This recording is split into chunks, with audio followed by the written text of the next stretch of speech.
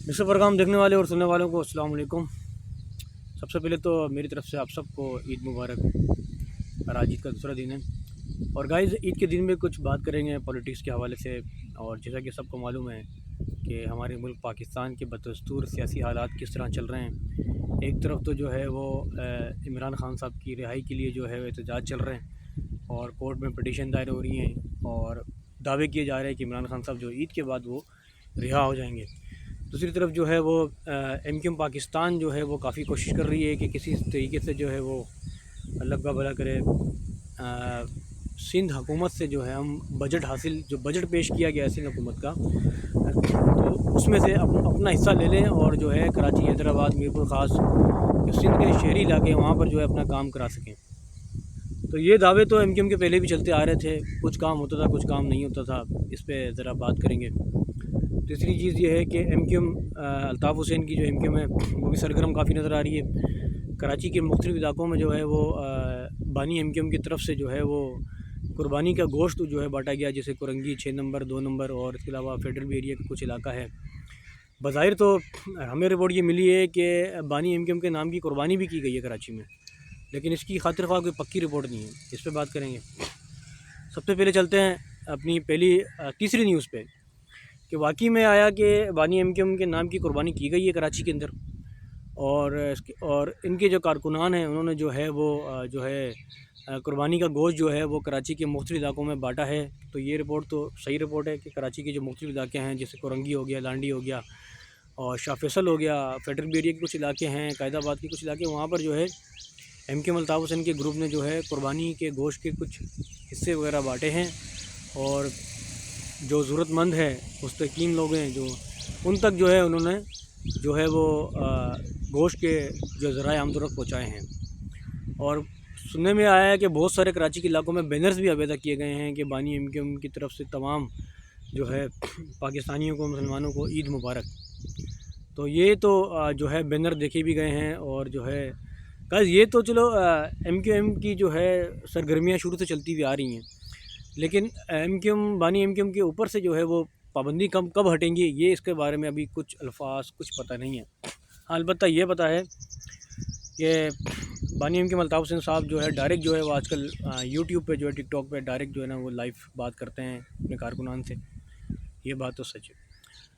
दूसरी तरफ चलते हैं कि एक रिपोर्ट ये मिलने में आ रही है कि ईद के बाद शायद हो सकता है कि पीटीआई के चेयरमैन इमरान खान साहब को रिहा कर दिया जाए।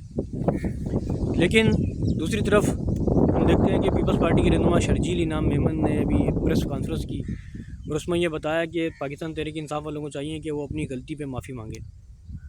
उसके रद्द-ए-अमल में पाकिस्तान तहरीक इंसाफ के चेयरमैन जो मौजूदा चेयरमैन है उन्होंने जो है जवाब दिया है कि गलती की जो माफ़ियाँ हैं वो तुम लोगों को मांगनी चाहिए, यानी आप लोगों को मांगनी चाहिए। जो पीपल्स पार्टी के जो है वो जो रहनुमा उनको मांगनी चाहिए। पीपल्स पार्टी ने सिंध में जो है काम ख़राब किया हुआ है और सिंध में कोई अभी तक जो है तरक्याती काम नहीं करा है। अभी जो पहले भी ये बजट खा गए थे और अभी जो बजट पास हुआ है सिंध का जो है वो ये बजट भी ये लोग खा जाएंगे। तो ये जो जवाबी वार है पीटीआई की तरफ से।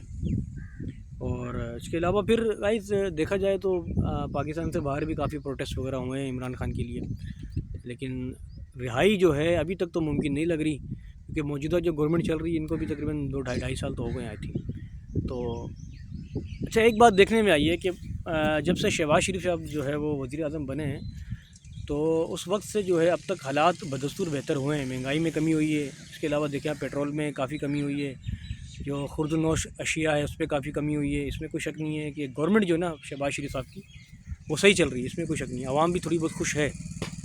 दूसरी तरफ आवाम का ये कहना है कि ये लोग महंगाई इसलिए कम कर रहे हैं ताकि इमरान खान की हुकूमत ना आए, इसलिए कम कर रहे हैं। ये महंगाई ये लोग जो है मौजूदा गवर्नमेंट इसलिए कम कर रहे हैं, आवाम के लिए रिलीफ इसलिए दे रहे हैं कि किसी भी सूरत में आगे चल के जो है हमारी हुकूमत आए, इनकी हुकूमत ना आए। अभी पेट्रोल में 12 रुपये कम हुए हैं, उससे पहले फिर पेट्रोल में आपको पता है कि 40 रुपये बहुत पहले कम हुए थे, फिर 2-4 रुपये कम हुए थे। अभी पेट्रोल की प्राइस जो है वो 2-250 रुपये चल रही है। मज़ीद अभी कहना है कि और कम होगी।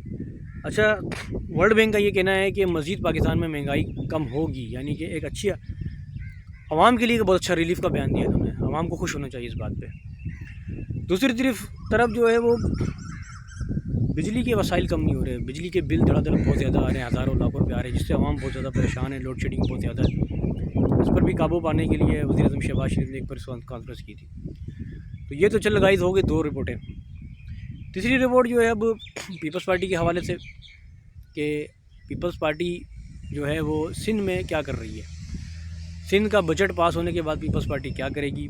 और कराची के लिए पीपल्स पार्टी ने जो है वो, जैसा कि बताया था मैंने आपको, 37 अरब रुपए ऐलान किया है कि 37 अरब रुपए कराची, हैदराबाद, मीरपुर ख़ास, टंडोवाला यार जो शहर हैं सिंध के शहरी इलाके, वहाँ लगाए जाएंगे।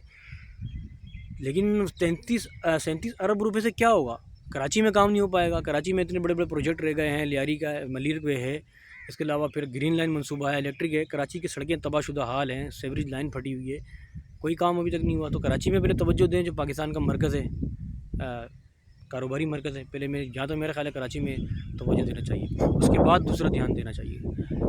तो गाइस ये रिपोर्टें थी, 3 जो है न्यूज़ थी, आप तक पहुँचाई है। अगर मेरी वीडियो आपको अच्छी लगे लाइक करें, शेयर करें। इसके साथ ही अपने मेज़बान अब्दुल सत्तार को इजाज़त दें। अल्लाह हाफ़िज़। पाकिस्तान जिंदाबाद।